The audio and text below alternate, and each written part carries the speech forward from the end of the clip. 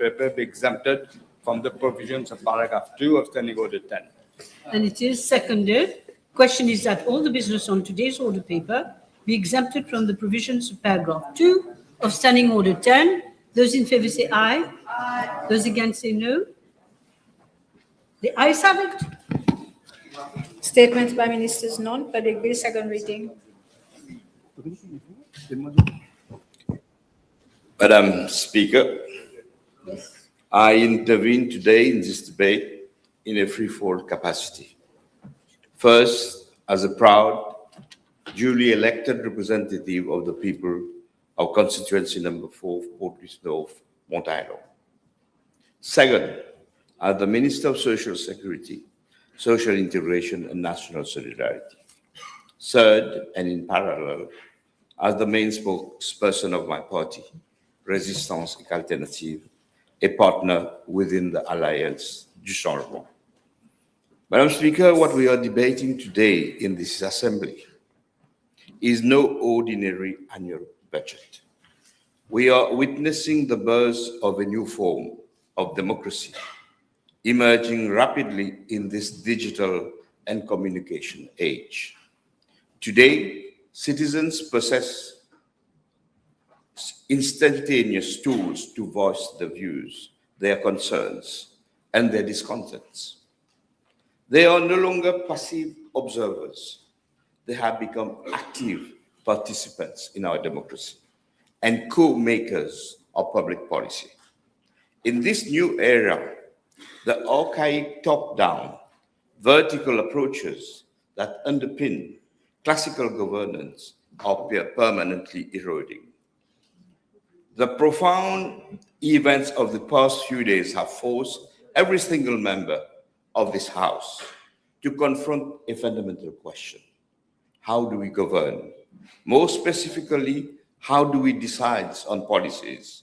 In this case, a national budget and social protection frameworks that directly impacts the immediate and future lives of our people. My first lesson from this crisis is clear. Verticality is no longer norm. It is being systematically replaced by an emerging horizontal democracy. This new age will simply not tolerate any authoritarian paradigm. The previous regime paid a heavy price for attempting to suppress dissent expressed through social media. They were decisively wiped out by the people in the last election, precisely because they tried to muzzle dissenting voices. My second lesson is structural. Traditional rigid governance dictates that when laws and policies are tabled in this assembly, they must be presented as automatically flawless, pretending that nothing needs adjustment and that alternative social views or dissenting voices should be ignored. In reality, Madam Speaker, all laws and policies are brought to this National Assembly before the elected representative of the people to be fiercely debated and, if necessary, amended and even withdrawn. This has always been the very essence of parliamentary democracy. Today, this parliamentary democracy is compounded with the raw voices of the citizens on social media to forge a radical and participatory democracy model. A new model of governance rooted in co-governance and co-creation is being born. It is a complex model, one that requires immense courage and wisdom to navigate and evolve alongside social contradictions. Madam Speaker, over the last few days, a democratic Mauritius was actively at work.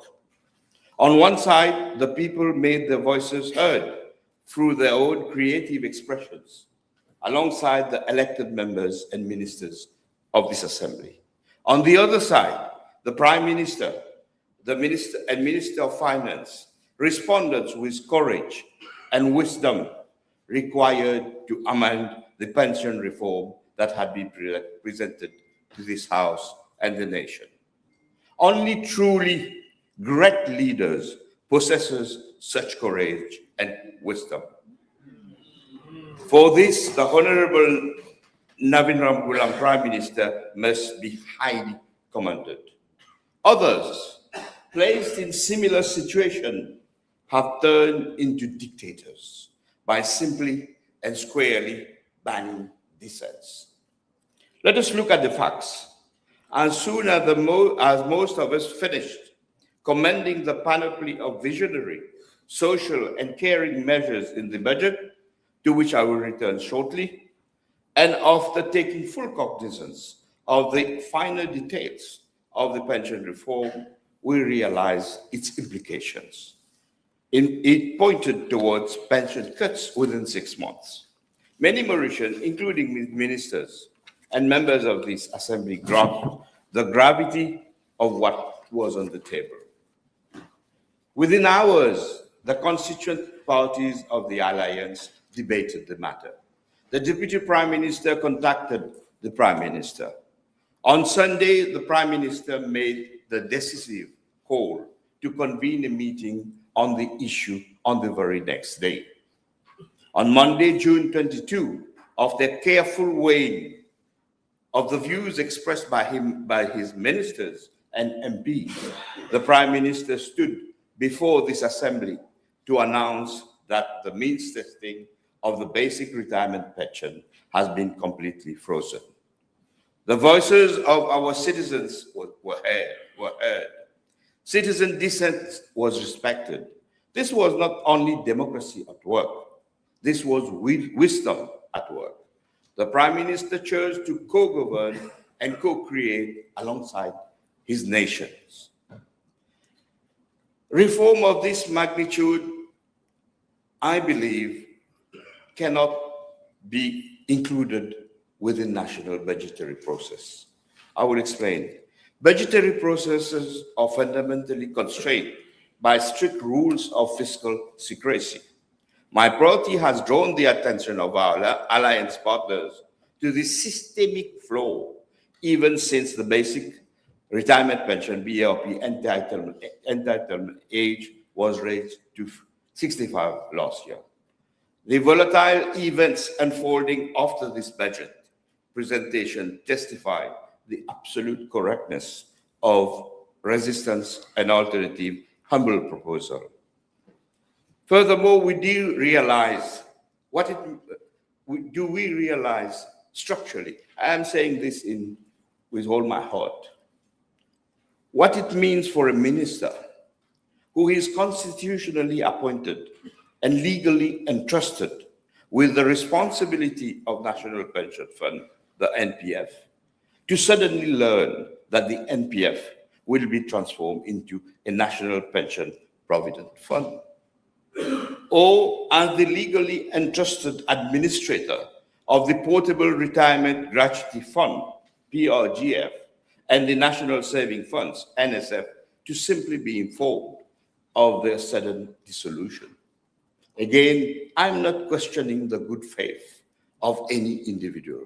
It is my absolute democratic duty to raise these fundamental systemic issues. My fourth lesson centers on what we've been debating in a few minutes ago. What is the line between elected policymakers and technical experts? This too is entirely systemic. There's nothing personal, nor does this debate impugn the motives or question the good faith of the recommendation given by technicians. However, it provides vital food. This question provides vital food for thought for future major policy decisions. Policy must be driven by social justice, democratic process, and scrutiny, not just by financial spreadsheets. Madam Speaker, I believe we are living in a defining moment in our history.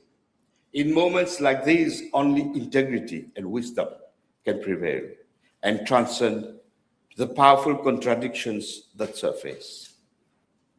I have witnessed this exact wisdom from the leaders of within this government, of our alliance, and from many parliamentary colleagues. This is precisely why I feel I can stand in this house today, completely true to my inner soul, and proudly continue to serve as a minister in this government. This is why I will continue to forcibly represent the people who elected me in constituency number 4. This is why I will continue to defend the hope and amplify the voices of the citizens who support Résistance et Alternative. I remain the unyielding voice of the working class, of women, of the youth, of pensioners, of people with disability, and the poor within this government, together with my colleagues. Now that the means testing of pensioners have been frozen, it will be up to the cabinet to devise the new contour of our pension reform. This freeze has brought the structural element of the reform into public light, making them the subject of an open national debate. We must now collectively answer critical questions. For example, should the PRGF and eventually the NSF be integrated into the new NPF 2.0? Will the NPF 2.0 be strictly mandatory for all employers, just as the original NPF was? Will all the benefits associated with the previous contributory NPF be fully reconducted under the new regime? I believe that the positive dynamics unleashed by this moment will create a healthy, rational, inclusive space for all citizens, trade unions, NGOs, pensioners, associations, and the youth to participate.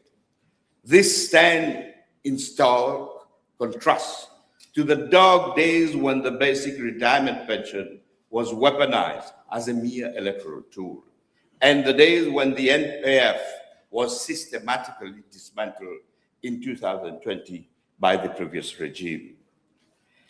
Madam Speaker, let me transition to the second section of my intervention. My immediate comment following the initial budget announcement was that the Prime Minister has taken on board the vision of my party, proposed just weeks after the split in the previous government and alliance. We call for a reorientation towards une politique solidaire, écologique et mauritianiste. I am proud to say that many of the measures in this budget move decisively in that direction, and many of them fall directly under the jurisdiction of my ministry. Madam Speaker, let me now transition to the concrete qualitative achievements of my ministry and the specific provisions embedded within this budget. When my colleague, Honorable Kugan Parapen, and I took office, we made a solemn pledge to this nation. We promised to bring dignity, humanism, and efficiency to a ministry that had been left to stagnate. Today, I'm proud to declare that the e-social security project is fully on the march after 11 long years of unpardonable administrative inertia. The ESS platform will entirely replace an archaic 30 years old legacy framework, streamlining the payment of basic pensions, contributory pensions, and invalidity benefits.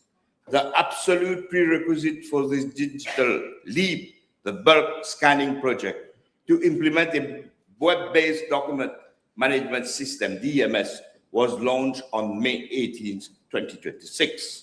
This monumental exercise involves scanning of 10.5 million pages and digitalized 350,000 beneficiary files within an 8-month contract window. I am pleased to update this House that as at 23rd June 2026, approximately 550,000 pages have already been successfully digitalized. But we are not stopping here.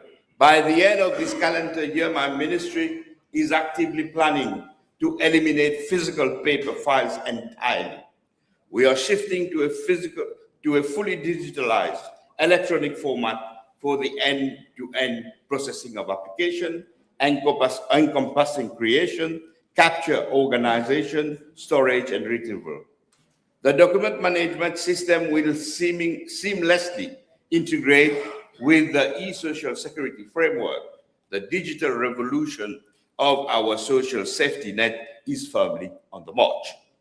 And it will serve to empower the citizen, making their rights instantly accessible and impossible for any future bureaucrat to misplace. Madam Speaker, let me come to the protection and intergenerational care for the elderly. Madam Speaker, protecting our elderly has been the beating heart of my ministry's attention over the last financial year. In response to profound shifting social mutation, we are entering the final phase of enacting sweeping legal regulatory overhauls. Let the numbers speak for themselves. Between July 2025 and today, 1,223 cases of elderly abuse were unfortunately reported to my ministry. But I'm proud to report that 963 of those cases have been actively resolved. However, a caring government cannot merely react to abuse. We must structurally prevent it. The Protection of Elderly Person Act, we are currently finalizing robust new regulation under the 2005 Act. For the very first time, older persons will be legally empowered to obtain protection orders, whether they reside in their own private homes or within a residential care home. We are redefining abuses. We are drafting fundamental amendments to explicitly expand the legal definition of abuse to encompass not just physical harm, but all forms of physical, psychological, emotional, and financial abuse, as well as exploitation, neglect, and abandonment. We are also making it a civic duty to report. We are introducing a mandatory civic duty for citizens to report any suspected mistreatment of our elders. The Ombudsperson for the Elderly Bill, a new legislation is being drafted to create an independent ombudsperson whose sole mandate will be to stand an unyielding wall against the mistreatment of our citizens. The residential care home reform is coming, following several deeply concerning cases of maltreatment. We are urgently reviewing the Residential Care Home Regulation 2005 to drastically strengthen the state-controlled supervision and protection of residents. This immediate intervention paved the way for a comprehensive long-term overhaul of public policy regarding residential care facilities in Mauritius. To back these legal rights with fundamental material resources, this budget delivers concrete measures. First, domiciliary medical visits, previously restricted to those aged 90 and above, are now being extended to citizens aged 80 and above, backed by an allocation of 58 million rupees. Senior citizens aged 80 and above will now be eligible upon request for monthly welfare and well-being checks by social worker. To operationalize this, 100 young Mauritians will be fully trained and deployed, explicitly fostering a beautiful intergenerational approach to community solidarity. The budget funds the physical construction of specialized modern elderly homes in Ficonflac and Parlement. Madam, let us come to measures concerning persons living with disabilities. Madam Speaker, For citizens living with disabilities and those requiring urgent care, we have broken the back of administrative delays. After 15 months of rigorous internal reform, we have drastically shortened the waiting times for those applying for the basic invalid pension or the carer's allowance. The grueling delay for a medical tribunal evaluation, which used to drag on for over 4 months, has been slashed to 1.5 months and is falling lower day by day. Furthermore, our approval rate for BIP and carers allowance application has increased by 8%, directly resulting in fewer stressful contested cases being pushed by the medical tribunal on appeal. Most importantly, our comprehensive disability benefit reform have been officially endorsed in the budget. The phase 1 and the phase 2 will be subject of a high-level technical committee being established to oversee this transition. Crucially, following an agreement between myself and the Prime Minister, the updated medical guideline will be applied immediately without any negative financial implications for applicants and the government, pending the final recommendation of this committee. In addition, the new budget are delivering immediate material benefit. The monthly carers allowance for over 30,000 vulnerable beneficiaries is being increased from 3,500 to 4,250 rupees. Taxi fare refunds are being extended to children with disabilities attending registered pre-primary school to guarantee early child inclusion. We are breaking grounds on the landmark National Disability Empowerment and Supported Living Hub, our Mauritian enabling village. Concurrently, the Inter-Ministerial Committee is steadily advancing the Protection of People with Disability Act to be aligned with the United Nations Convention on the Rights of Persons with Disabilities. Let me now talk about poverty. Madam Speaker, our approach to poverty reduction over the last financial year has undergone a profound philosophical shift, moving far beyond the cold approach of merely handing out materials. My ministry has fiercely championed the introduction of multidimensional poverty index (MPI). Our new phase targets the structural roots of inequality by focusing on integration, education, and genuine empowerment. To sustain this, the budget speech 26-27 drastically raises the monthly income threshold for eligibility under the Social Register of Mauritius from 14,650 to 16,400 for the coming financial year, climbing further to 17,500 in 2027-2028. Let me inform the House of the scale of this social expansion.